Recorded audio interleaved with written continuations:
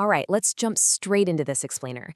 Today, we're uncovering exactly how highly specialized firms manage to completely outsmart massive competitors using strategic market positioning. Specifically, we're going to zero in on differentiation focus. It's this one specific quadrant in the much larger context of generic competitive strategies. But man, it fundamentally changes how organizations tackle their competitive environment. Because think about it. This is the ultimate business problem, right? How on earth can a tiny company confidently outcompete a global giant? If you've got fewer resources, a way smaller footprint, and practically zero global brand recognition, how do you not just survive but actively thrive against these multinational heavyweights? Well, today we'll see how strategy, rather than sheer size, is the answer.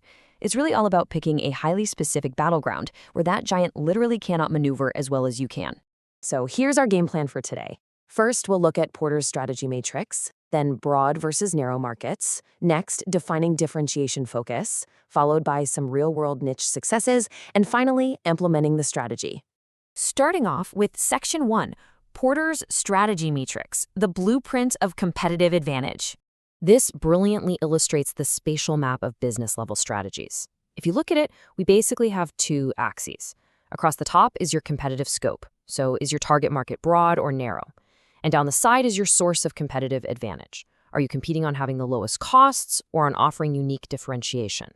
This sets up four main quadrants that make up the larger context of generic competitive strategies: cost leadership, differentiation leadership, cost focus, and differentiation focus. This is the exact model managers use to stake out a solid position against their rivals, specifically to reduce all that intense industry rivalry and, of course, boost profitability. Moving right along to Section 2, broad versus narrow markets, serving everyone versus serving a few. Now, while cost leadership and broad differentiation are all about going after that massive mainstream market, a focus strategy takes a totally different route. It targets a highly specific, narrow market segment to the absolute exclusion of everyone else. It's literally an active choice to say no to the wider market just so you can perfectly serve one specific group. So instead of battling it out in the broad market, these companies find a distinct demographic, a specific geographic area, or a highly specialized need, and they tailor absolutely everything for them.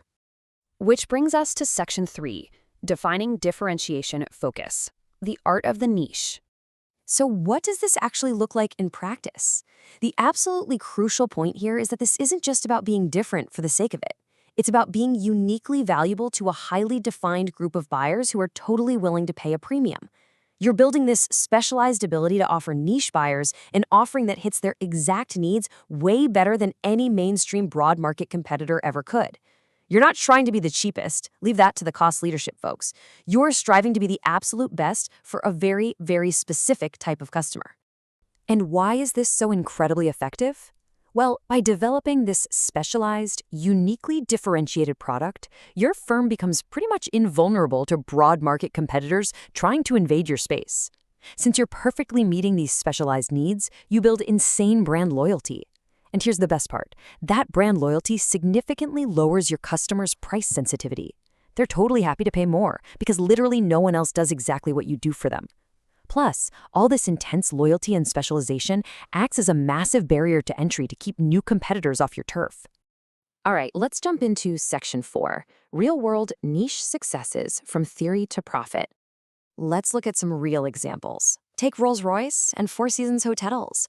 These luxury giants prove that by purposely excluding the budget-conscious mass market, you can command unbelievable brand loyalty. Think about it. If either of them suddenly tried a broad cost leadership strategy, it would completely destroy their brand value. Instead, they stick to a strict differentiation focus, exclusively targeting upscale buyers who demand and gladly pay top dollar for world-class, highly customized attributes. But it's not just luxury goods, right? Look at biotech. Orphogenics is a relatively small firm. If they tried to go head-to-head with pharmaceutical giants like AstraZeneca or Merck on broad market drugs, they'd get absolutely crushed. So, instead, they focus on orphan drugs.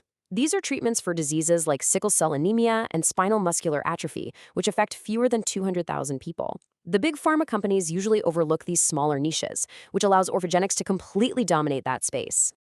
And the applications really are endless. You've got Nickelodeon targeting kids' cable television, Morgan Motor Car Company focusing solely on building classic British sports cars. Midamar specializing in distributing halal foods. All these companies thrive because they pour all their resources into a single, well-defined audience. They never dilute their efforts trying to please the entire world, like a broad differentiator might. Next up, Section 5, implementing the strategy, making the game plan a reality. Because at the end of the day, even the most brilliant niche strategy is going to fail completely if you don't have the right internal engine to drive it. First off, you have to institutionalize the strategy, meaning someone actually has to champion it so it doesn't get lost in the daily grind. Second, you've got to align your resources and budget. A strategy is totally useless if you aren't actually funding the research and marketing needed to keep your differentiation unique. Third, your organizational structure needs to fit the goal. Maybe that means flattening the hierarchy so you can stay agile. And finally, you absolutely need clear, two-way communication from management to ensure every single employee knows exactly who the target customer is, and crucially, why the company is excluding everyone else. Now, I do have to give you a massive warning here, straight from Porter's research, the stuck in the middle trap. This is what happens if a firm starts mixing its primary goals. Say you try to serve a highly specialized niche with unique features, but at the same time you unsystematically try to slash costs to appeal to a broader market, you are going to lose your competitive edge entirely. The data actually shows that businesses who get stuck in the middle, failing to clearly pick between generic strategies like broad cost leadership or focused differentiation, they perform the absolute poorest among their peers and suffer the lowest profitability. You just literally cannot be all things to all people.